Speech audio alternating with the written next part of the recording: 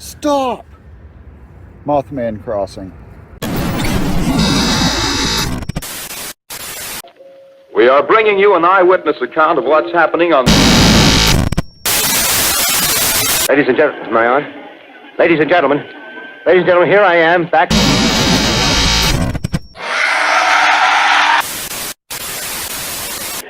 I'll give you every detail as long as I can talk and as long as I can see this.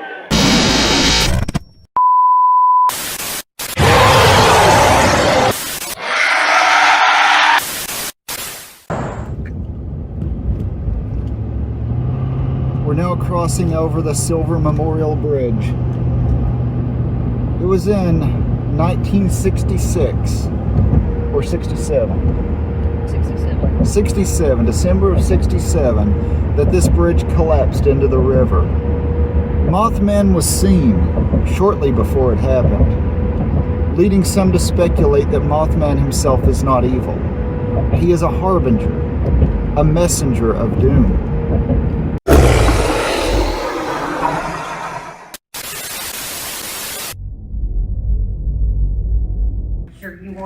I'm interested to hear like all of the theories the locals have on Mothman. Okay, Yeah. well, you're in for it, bud. All right. Alright, so, born and raised in this area. Okay. Spent a lot of my teenage years in the area. Okay. My theory on the Mothman, I'm not saying it's real or it's fake. I don't know. I never seen it with my own eyes. My theory is, think about it. When did the stories of the Mothman start getting out into the public, out into the world? Back around the 60s, right? Yeah, late 60s, early 70s. Late 60s, okay. So, if you're not familiar with the TNT area, over where the igloos are at, there's a bunch of ponds. It's a wildlife refuge, right? Mm-hmm. Over there, you go over there any given day, and you'll see all these ponds. You'll see these big, beautiful birds. They're cranes. I don't know if you've ever seen cranes or not, Yeah. but they've got a pretty extensive wingspan. Right. They're pretty tall. My theory is some kids was messing around over there one day back in the 60s. They was tripping on some LSD. I figure they seen a crane. I figure they seen it get set on a power line. Touched the wrong power. Bzzz. Those wings expanded. Its lights shot red, and it just illuminated and freaked the kids out. Boom. There's the Mothman. Now, you know what? That's not that crazy of a theory. Like, a lot of people have said that it was probably a big bird that everybody saw. Yeah. That's what a lot of people think. Yeah. See, that's not so far back. A lot of people don't add that it was an electrified bird and everyone was tripping balls. Well, true. I mean, it was the late 60s, so there was a lot of illicit drug use going on at the time. It would make sense. I mean, if he was out there partying. I mean, back in the day when I was a teenager, that's what we did. Yeah. Not exactly acid and LSD or anything, but I mean, so that's my theory on it. It was the 60s. It was the 60s.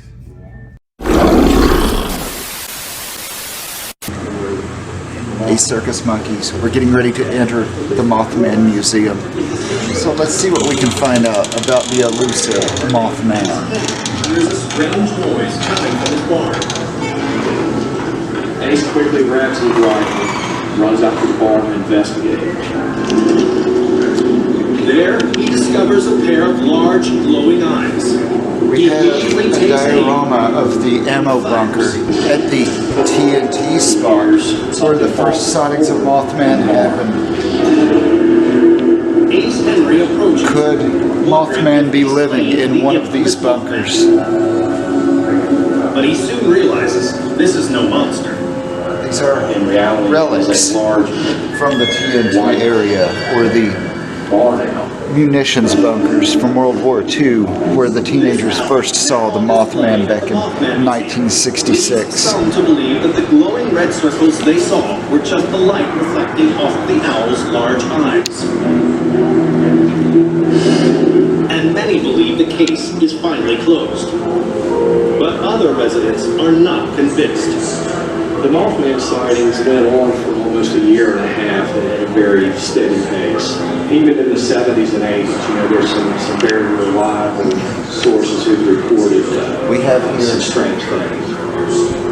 original handwritten depositions written by witness Brenda Scarberry immediately after the encounter. 2003 arrests this 12-foot-tall stainless steel statue. And ever since opening his museum 2 Mary years Mallett's later, handwritten police Jeff report Wallerly in has November of continued his quest for the 1966. truth.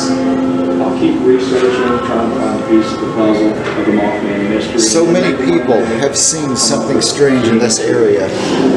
And given official police reports, and to my knowledge, there was even firefighters and police officers that saw the Mothman or something strange in the Point Pleasant area.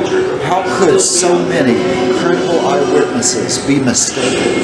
How could so many credible eyewitnesses be making something up? The mystery deepens, doesn't it? The first battlefield of the Revolutionary War. But more recent otherworldly events have sparked a revolutionary change in our understanding of the universe.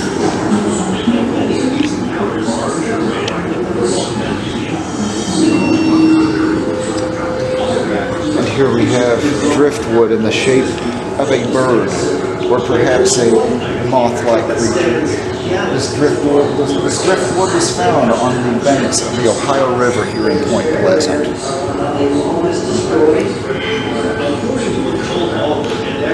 Susan Shepard. These artifacts tell a terrifying tale of a visitor from our home. So what exactly do the real recordings reveal about an extraordinary incident next year's death? November 2nd, 1966. Mineral Wells, West Virginia.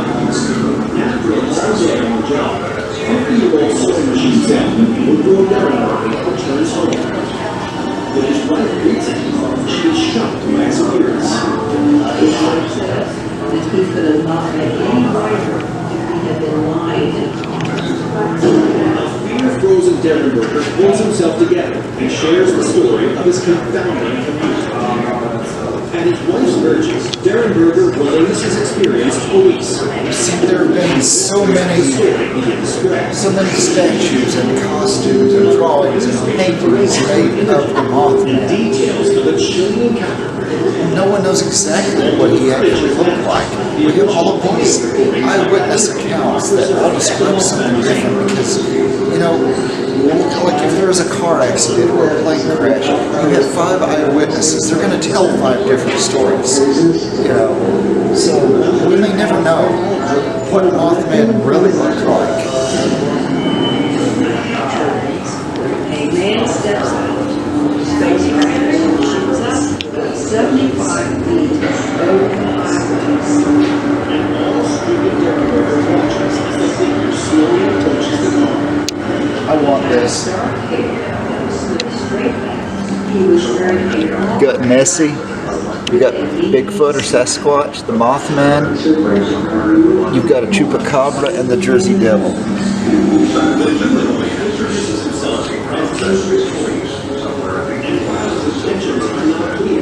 He does reveal that he's a searcher from a distant kind of beasts who eat, sleep, and breathe just like humans.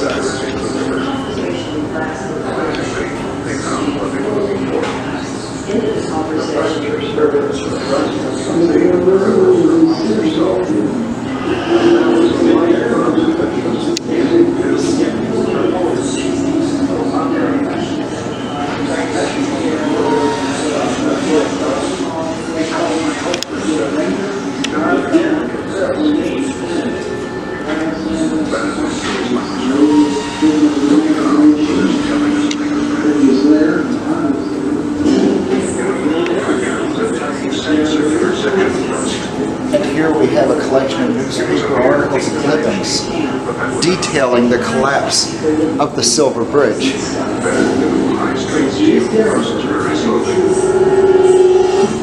This meant there had been a flaw in the eye ever since it had been forged in 1926.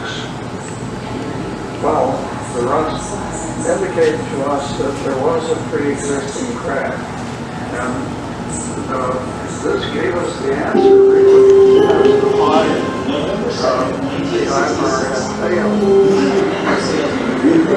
Back in the 1920s, the techniques for moving the high-strength steels was still being learned. As I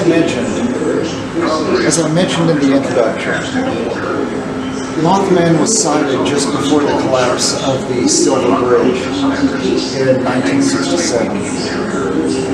And from there it was believed that Mothman may have been what is known as a harbinger.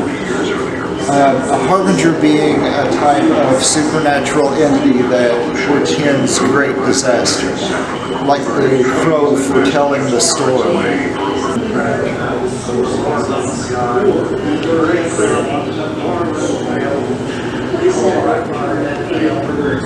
The Silver Bridge on high-bar chains on both sides of the road. But the tiny, undetected violence caused a single lane of division.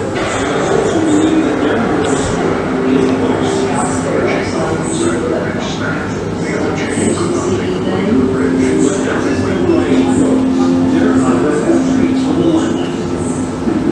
Mr. Yarburger ended up frequently going through Washington because of the really Christmas and Samuel Day.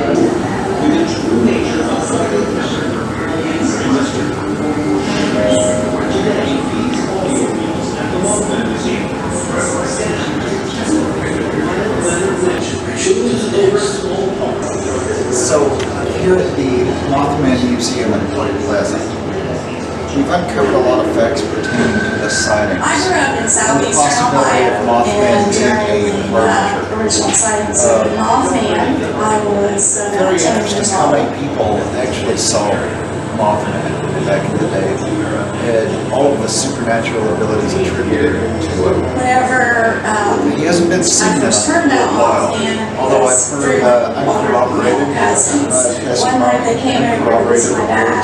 that Mothman has actually been sighted in Russia as well, and other places. Completely unsubstantiated, of course, but no more unsubstantiated than here in Point Pleasant, because we don't know what these people saw.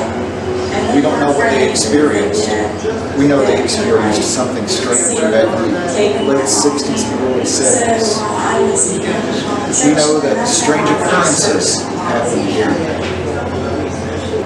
Like just a few months after I saw those red eyes, my dad was in an airplane accident. He was one of 16 people that survived. It happened in Cincinnati. It was like TW 128. It was like coming from San Diego, California, going to Boston, but it stopped in Cincinnati, and there wasn't enough runway for the jet. And so it went on and went into an orchard and caught on fire and just like threw people out of the plane all over the place. My dad, the seat that he was in, the seat right beside him was on fire. And there was a husband and wife behind him. Wife was killed, and my dad turned around and grabbed this guy by the hand and said, "If you want to live, come with me."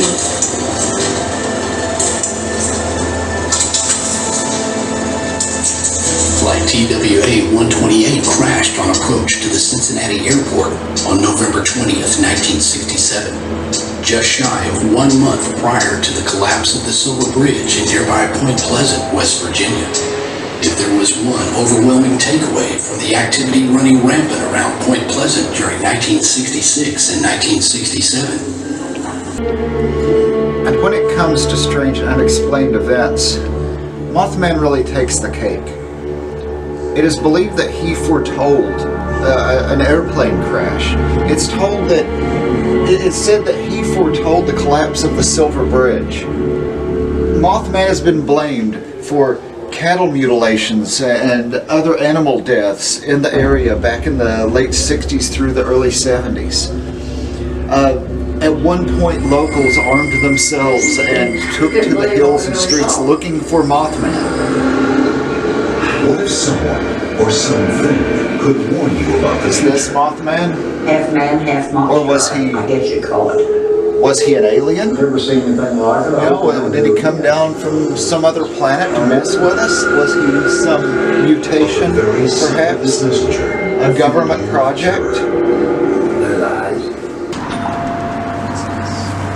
Having just witnessed the Mothman Museum and shopped in the Point Pleasant Trading Company store here in Point Pleasant, West Virginia, I've acquired a bit of merch and a bit of knowledge.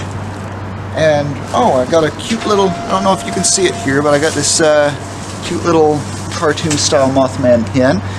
I think I'm closer to understanding what Mothman really is. We have a couple more stops in our quest to discover the secrets of Mothman. So, I'll be back in a minute, but I think I've discovered something grand, circus monkeys.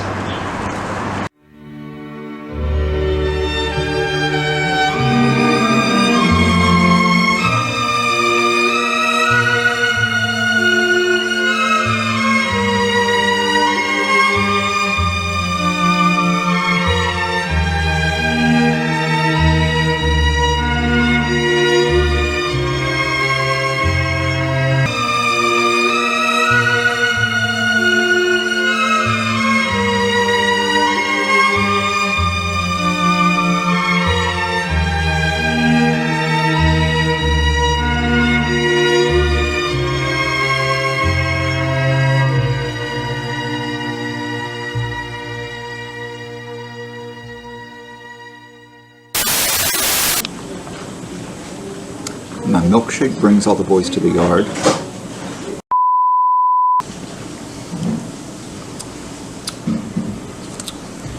Mothman ice cream, Mothman milkshakes, Mothman cookies. There's even a place in this town that has Mothman pizza. You know something, circus monkeys? We have Mothman pizza. I'm Mothman's daddy. We Nice. got everything.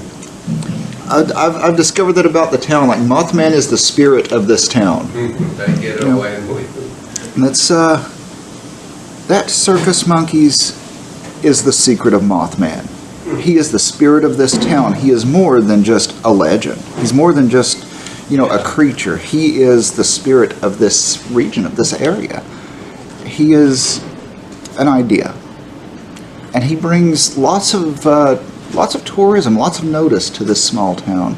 And they love him for it. So, I came here to find the secrets of Mothman. And I have. Mothman is above and beyond the pale of human understanding in that regard. He represents our need for something unique, for something whimsical.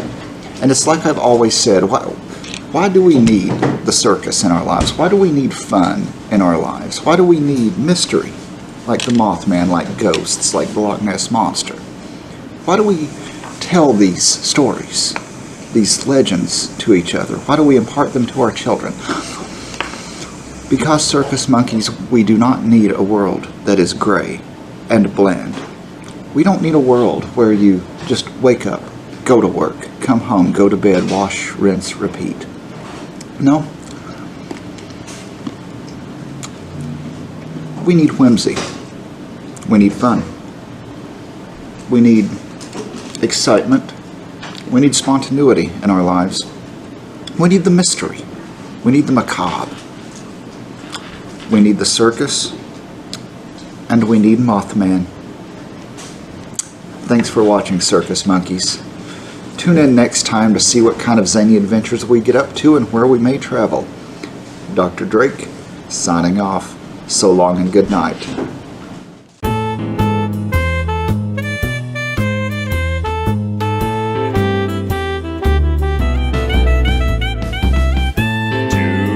Velvet wings,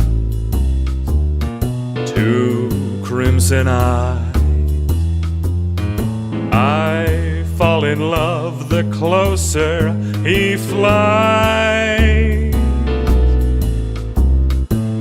Shaggy black fur, shadowed in the night. He is my moth, I am his light.